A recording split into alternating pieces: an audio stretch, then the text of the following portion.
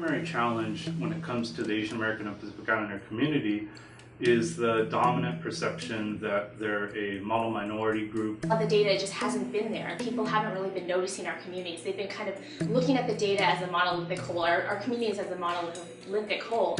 But there are a number of Asian American and Pacific Islander ethnic groups that hover between 10 and 15% college graduation rates. It's totally unhelpful to have a model minority myth or to look at Asian Americans and Pacific Islanders as one whole.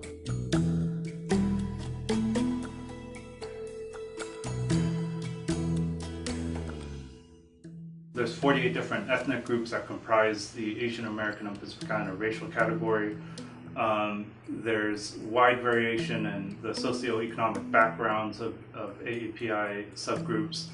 And there's vast differences in their immigration histories. We have groups that have arrived in the U.S. via refugee or asylee status. In many cases, they arrived with not a lot, low levels of education, challenges when it comes to their language backgrounds, no assets or resources, and facing a number of challenges associated with trauma and other challenges associated with where they were coming from. In other cases, we have groups that arrive with a lot of assets and resources, with high levels of education attainment. In fact, they're being admitted to the U.S. because of their skills and what they could bring to the U.S. workforce. And so right off the bat, we see that contributes to differences in what we're seeing in levels of education attainment that exist within the AAPI population. We're looking at complexities when it comes to even just poverty, right? So when we look at child poverty, for example, we find that Hmong and Cambodian children have actually higher rates of poverty than any other group, including other racial groups.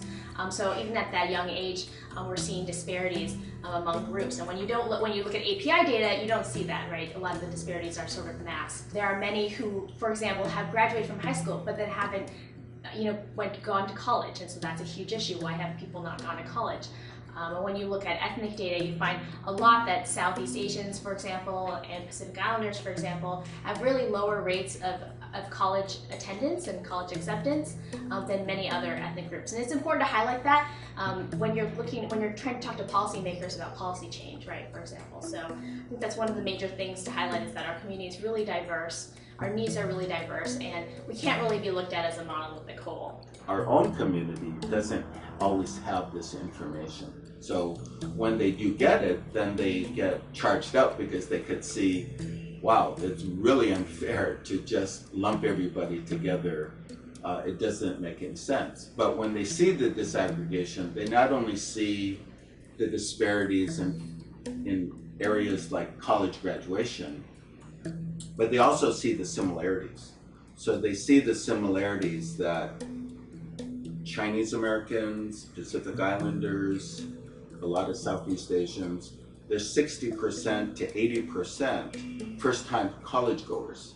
And so they see that. The idea that the API community is academically universally successful group is problematic for a number of reasons. One, it portrays the population as a group that does not have academic needs or challenges. Two, it often renders them invisible. They're often used as a reference point against which to compare the needs of other groups. Three, it hurts the most marginalized and vulnerable subgroups the most.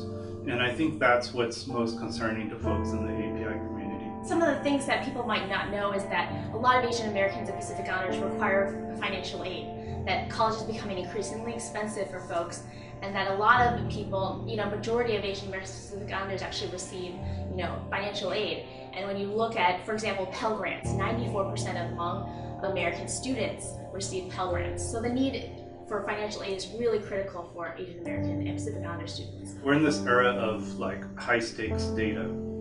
And it's a good thing and a bad thing. We can improve the extent to which we know how students are progressing, the extent to which institutions are performing to best serve the needs of their students. But it's a challenge when you have the Asian American community and the data is not capturing the demographic realities of that population. We've seen various studies like the Public Policy Institute of California that has said that by 2030, if California doesn't wake up to provide more avenues for college attainment, 1.1 million California youth will be missing from the college graduation data.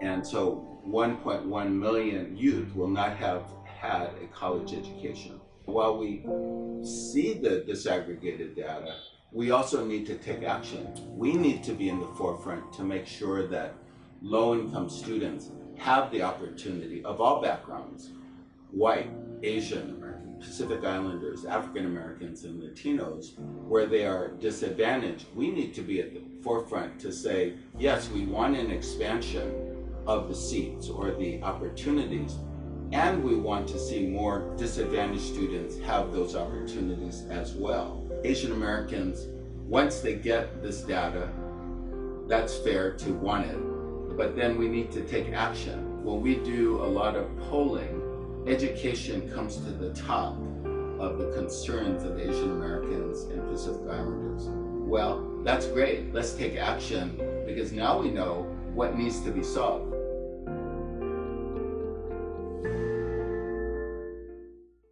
Hey, NBC News fans, thanks for checking out our YouTube channel. Subscribe by clicking on that button down here, and click on any of the videos over here to watch the latest interviews, show highlights, and digital exclusives. Thanks for watching.